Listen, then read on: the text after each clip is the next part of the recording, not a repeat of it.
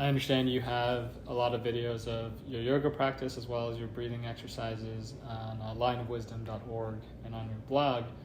But I'm wondering if you could maybe briefly describe this deep, slow breathing. It means reducing your rate of respiration from the normal 10 or 15 times a minute down to just, well, you do it gradually, but say 5 times, 5 breaths a minute, 4 breaths a minute, 3 breaths a minute. And you have to do it gradually because the lung is like a muscle like anything else. If you over exercise it too fast, it'll get sore like any other muscle. And so you gradually do it. But you want me to give you a demonstration of what a slow, deep breath is? That'd be great. Okay, so I'm going to... you may be able to hear the breathing as I'm doing, but it means drawing the air from the lower lung up through the middle to the top, because the lung, when it expands, it goes all the way up here. But normally people don't do that. But in the yogic breathing, they do, because there's certain good effects of that. So I'm just going to give an example of that. So I'm going to go like this when I start the breath, and I'm going to go like this when I stop the in-breath, and then in one complete breath. Actually, you can count if you want to time it. Okay. If you have a timer, you can. I'm going to start the in-breath, and then I'll do that when I breathe out. So it's one complete in and out breath to see how long it takes for just one in and out breath. Okay. Okay? Yep.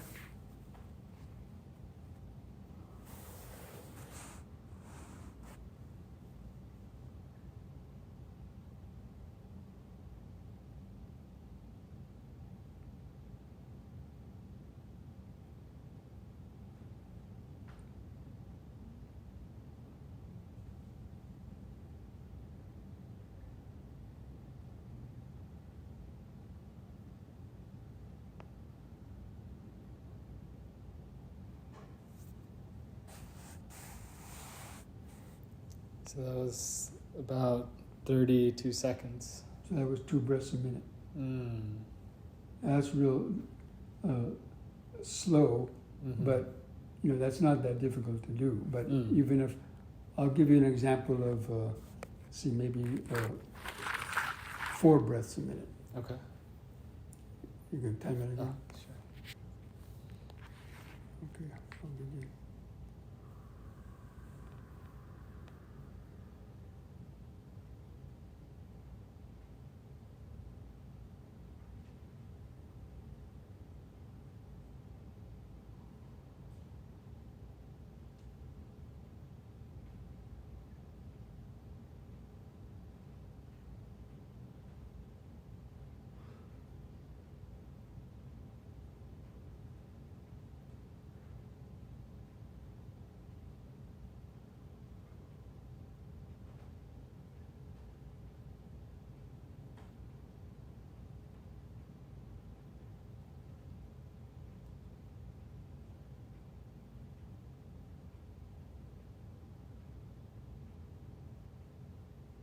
Okay. That was about 52 seconds. That was 4 breaths. Got it. And for me, that's really, really easy to do. Got it. So is there any pauses between the in-breath and the out-breath? Okay. Usually, there's different breathing ratios in pranayama. You find a lot of different breathing ratios, and they all have a certain different effect on the mind and the body and certain organs and all that. But generally, what I learn and what I practice is called the ABCs of breathing, or Savitri pranayama, harmonious breath. So let's say if you're taking 6 seconds to breathe in, you hold the breath in for 3 seconds. That means half the time. And then you take 6 seconds to breathe out, and you pause 1 or 2 or 3 seconds before breathing in again. But holding the breath out longer is more difficult because the body will start kind of convulsing for air. So it's not that important. But you hold the breath, gradually learn to hold the breath in longer, because as you hold the breath in longer, it gives more time for all the oxygen in the lungs to get out into the bloodstream. But most people just there's no time for the oxygen to get all used up, so they're breathing out wasted oxygen. But by like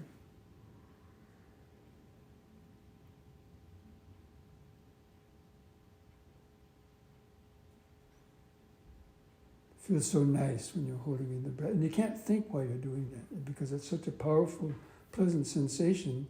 I mean, once you learn to do it, that's why you can't think about anything when you're doing that deep breathing, because it consumes all of your effort to do it, and it feels so pleasant that you don't want to think about anything else. And that's why you can gain concentration in the jhana by just doing that type of deep breathing.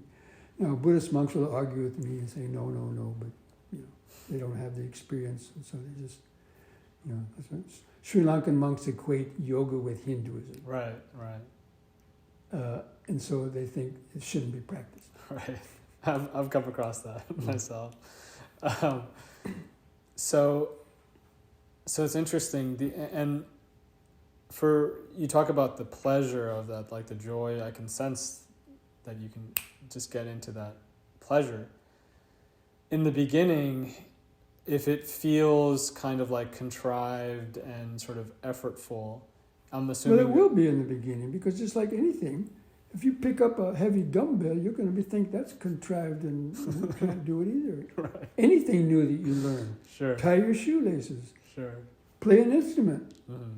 Somebody gives you a clarinet to play if you've never done it, But if you practice little by little, So the pleasure comes with experience. And well, as the muscles and you it becomes more easy to do. Right. As the muscles get stretched, it's easier to lift more weights. Right. And would you recommend continuing that mode of breathing for the entire meditation set? You won't be able to. You'll be able to. Just the way you can't just do 100 pull-ups, right? Right. So do it in the beginning at some point. Yeah, for 3 or 4 times. You get tired, stop, pause, Got it. relax, then come back again. Do it a few more times again. Stop, pause. Whenever you feel yourself getting a little anxious or straining, pause. And then little by little you increase the length of the breath. Now this video that I mentioned, I explain all that. I see. It'd be good to listen to that. Okay.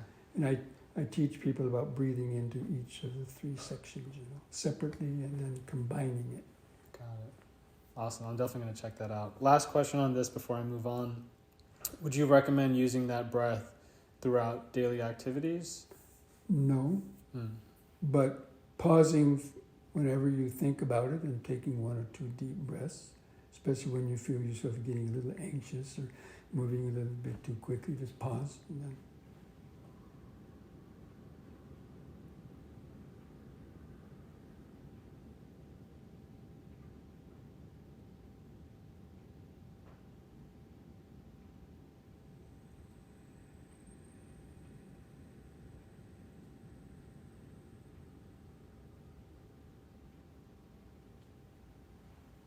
It's like getting injected with a tranquilizer. It's that fast. Wow.